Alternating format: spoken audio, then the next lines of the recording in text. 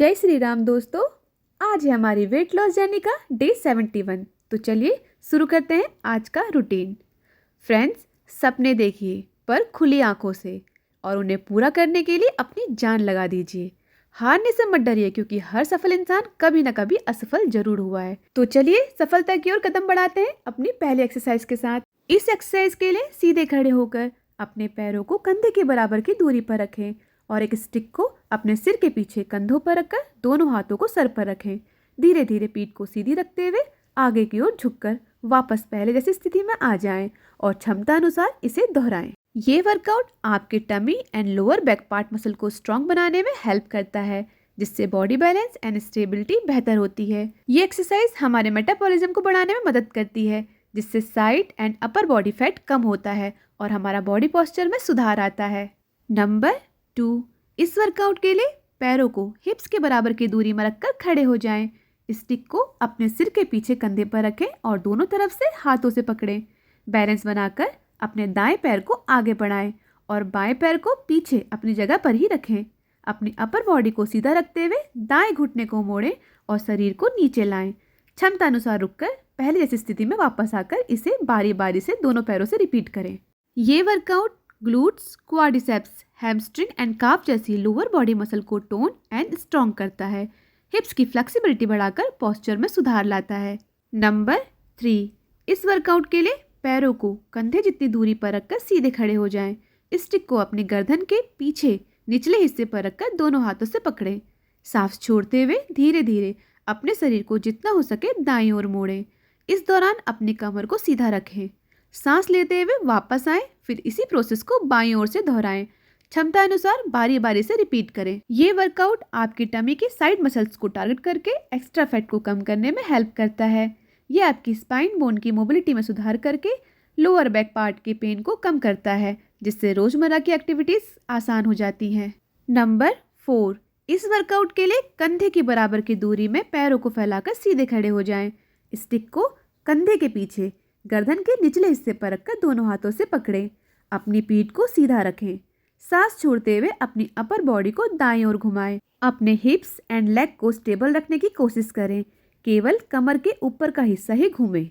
वापस आकर दूसरी साइड से भी इसी प्रोसेस को रिपीट करें और बारी बारी से दोहराएं। ये exercise tummy and side fat को कम करने में बहुत हेल्प करती है। कोर मसल को स्ट्रॉन्ग करके लोअर बैक पार्ट को सपोर्ट देती है, जिससे हमारे बैठने और खड़े होने के पोस्चर में सुधार होता है। नंबर 5, इस वर्कआउट के लिए पैरों को कंधे के बराबर की दूरी पर रखकर सीधे खड़े हो जाएं और दोनों हाथों में स्टिक पकड़कर दोनों हाथों को सीधा ऊपर की ओर रखें। अपर बॉडी को सीधा रखते हुए धीरे धीरे दाईं ओर झुकाएं। इस दौरान हिप्स को स्टेबल रखें। फिर धीरे धीरे वापस सेंटर में आकर बॉडी को सीधा करें। अब इसी प्रोसेस को बाईं ओर से भी दोहराएं और अपनी क्षमता अनुसार बारी बारी से रिपीट करें। ये एक्सरसाइज आपकी टमी मसल को स्ट्रॉन्ग एंड टोन करती है, जिससे ओवरऑल स्टेबिलिटी बेहतर होती है। ये आपके बॉडी बैलेंस, मोबिलिटी और पोस्चर को सुधारने में बहुत हेल्प करती है। नंबर 6, इस वर्कआउट के लिए पैरों को कंधे से थोड़ा ज़्यादा दूरी पर रखकर स्टिक को कमर के पीछे से रखकर दोनों हाथों से पकड़ें। अपने दाएं पैर के पंजों के सामने से घुटनों को मोड़ें और दूसरे पैर से बॉडी को स्ट्रेच करते हुए होल्ड करें। फिर वापस आकर दूसरी तरफ से भी इसी तरह दोहराएं। अपनी क्षमता अनुसार दोनों पैरों से रिपीट करें। यह exercise thighs, glutes, core and shoulder muscle को स्ट्रॉन्ग करके टोन करता है। हमारी फुल बॉडी में ब्लड सर्कुलेशन को बढ़ाकर बॉडी को एनर्जेटिक करता है। ये बॉडी की स्टिफनेस को कम करके पेन में रिलीफ देता है। नंबर 7, इस एक्सरसाइज के लिए पैरों को कंधे के बराबर की दूरी में रखकर स्टिक को कमर के पीछे से लगाकर दोनों तरफ से उसके सिरे को पकड़ें। अपनी स्पाइन बोन को सीधा रखें। हिप्स को आगे की तरफ धीरे धीरे झुकाएं और फिर वापस पहले की स्थिति में आकर इसी एक्सरसाइज को बार बार दोहराएं।